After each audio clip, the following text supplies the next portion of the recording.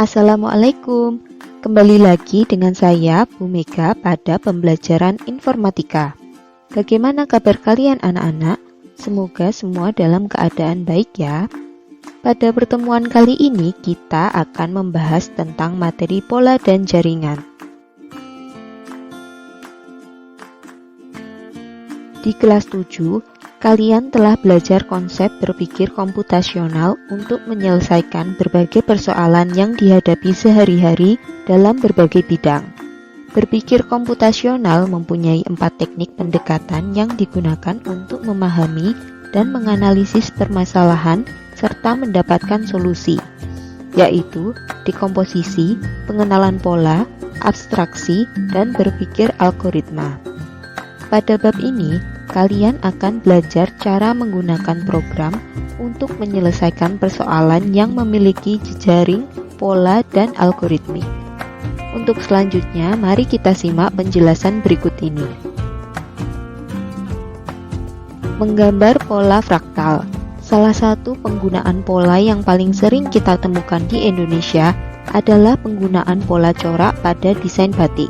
Salah satu corak batik yang menggunakan pola berulang adalah batik fraktal. Fraktal adalah konsep matematika yang mempelajari proses pengulangan dimensi, iterasi, dan pecahan.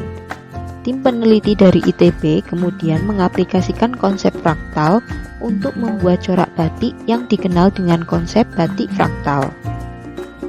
Berikut ini merupakan contoh pola fraktal pada kain batik. Sedangkan fraktal sendiri adalah benda yang mempunyai bentuk geometri dan dapat dibagi-bagi dengan cara yang tidak biasa. Beberapa benda fraktal dapat dibagi menjadi beberapa bagian yang mirip benda aslinya, dan jika digambarkan akan menghasilkan pola. Pola tersebut dapat memiliki detail yang tak terhingga dan memiliki struktur serupa dirinya pada tingkat pembesaran yang tak terhingga. Pola fraktal biasanya dapat dibuat dengan cara menggambar ulang pola dengan skala yang berbeda menggunakan proses rekursi atau iterasi. Pada kesempatan ini, kita akan belajar menggambar pola fraktal yang mempunyai bentuk awal segitiga seperti pada gambar di bawah ini. Kalian dapat melihat bagaimana satu pola awal segitiga dikembangkan dan berubah bentuk dari setiap iterasi yang dilakukan. Sampai akhirnya pada iterasi yang keempat, kita akan mempunyai bentuk seperti gambar paling kanan. Untuk lebih jelasnya, mari kita simak video berikut ini. Baik, kita akan coba praktekkan untuk membuat sebuah fraktal ya. Kita jalankan proyek baru di Scratch, kemudian tambahkan blok programnya. Nah, kita akan buat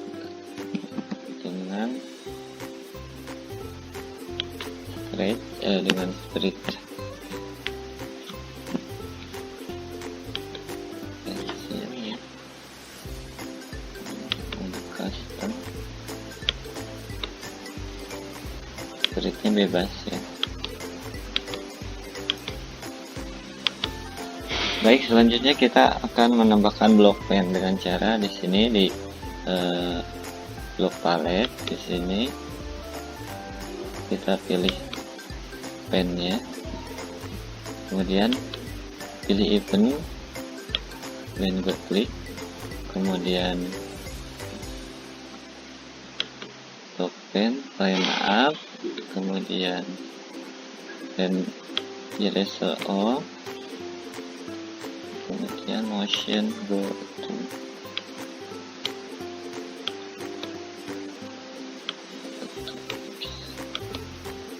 kita isi min 120 dan minus 75.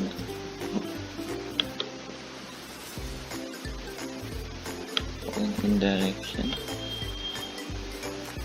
kita berikan pen colornya warna apa untuk garisnya.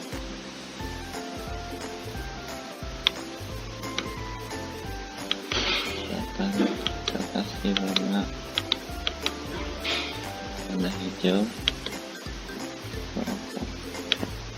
ukuran pennya, garisnya kita isi 1 dan pen down. Nah, ini langkah pertama. Ini untuk blok pennya ya. Kemudian kita akan ke blok yang selanjutnya. Kita pilih perulangan repeat, kemudian motion, berikan 270 langkah.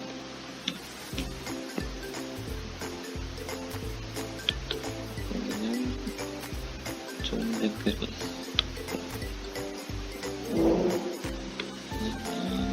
120 derajat. Oke, kita coba. Nah, ini adalah langkah untuk membuat segitiga ya, menggambar segitiga. Kita ke langkah selanjutnya.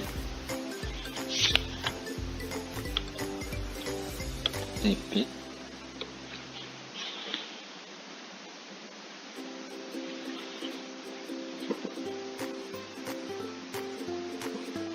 Kemudian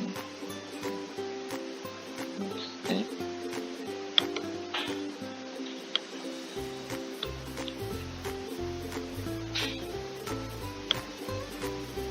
Untuk angka-angkanya jangan sampai salah ya, nanti bentuknya tidak sama.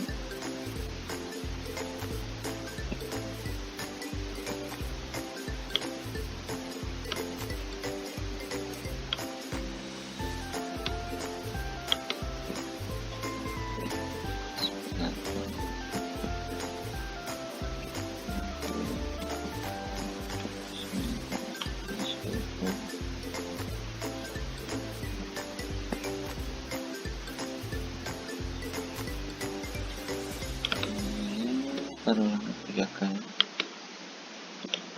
kita duplicate,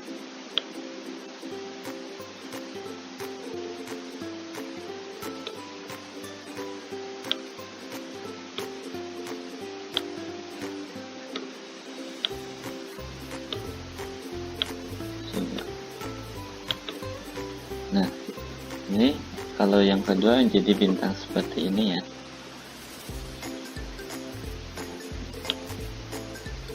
Sudah.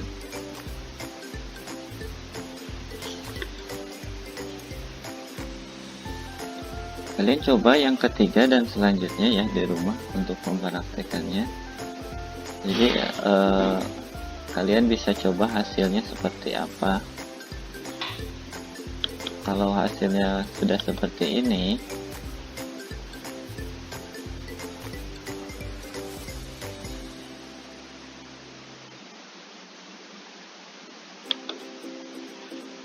ini yang sudah selesai ya. Nah, blok ini untuk pennya, kemudian ini untuk polanya. Misalkan kita tambah ini akan membentuk segitiga. Kalau yang pertama, kemudian kalau dikasih yang kedua itu bentuknya bintang seperti ini. Ini polanya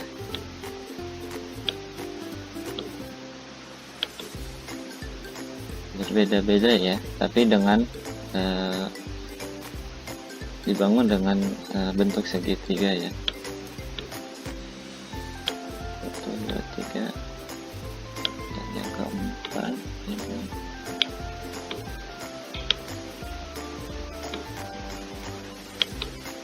Nah, yang keempat bentuknya seperti ini. Jika kita ulangi satu-satu,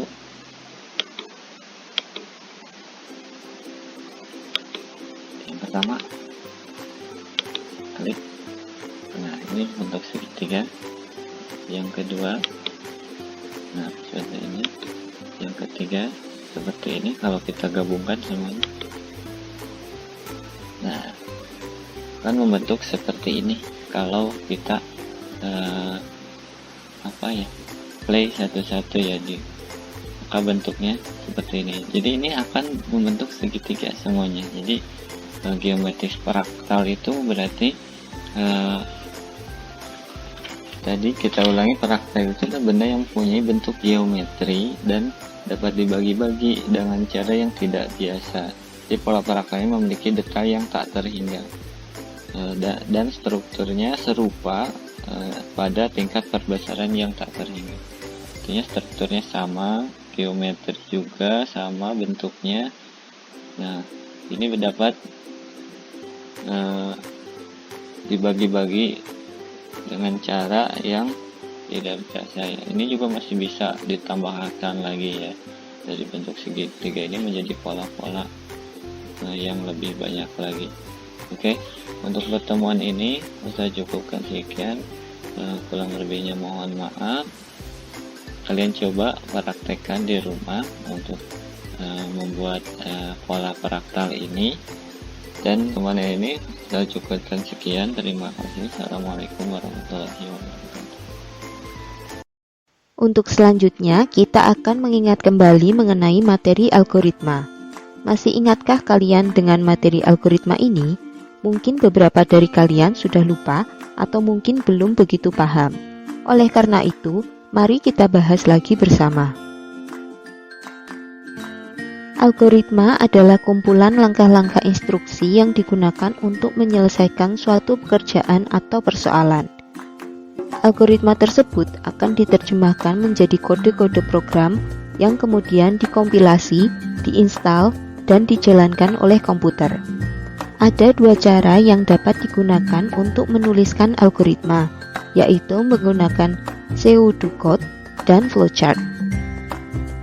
Flowchart atau diagram alur adalah diagram yang mewakili kumpulan dari instruksi-instruksi yang ditampilkan menggunakan simbol standar untuk menggambarkan instruksi-instruksi yang berbeda. Berikut ini merupakan simbol-simbol standar yang digunakan dalam flowchart. Perhatikan contoh flowchart menghitung luas lingkaran berikut ini.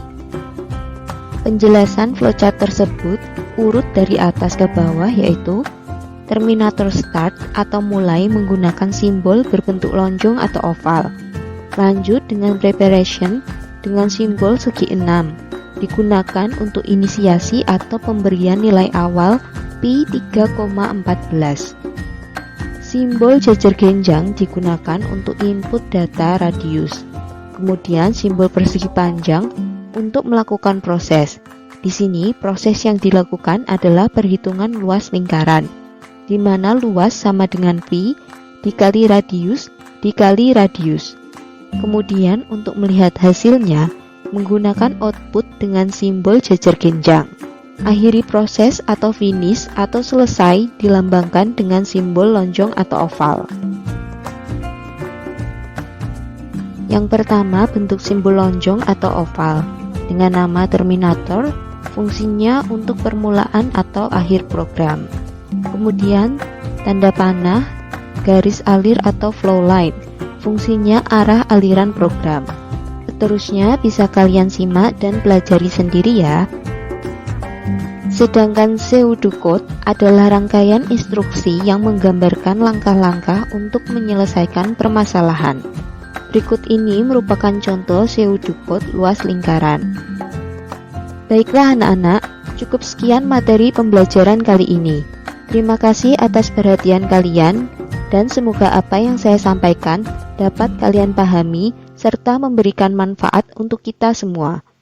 Mohon maaf jika ada kesalahan selama penyampaian materi kali ini. Akhir kata, wassalamualaikum warahmatullahi wabarakatuh.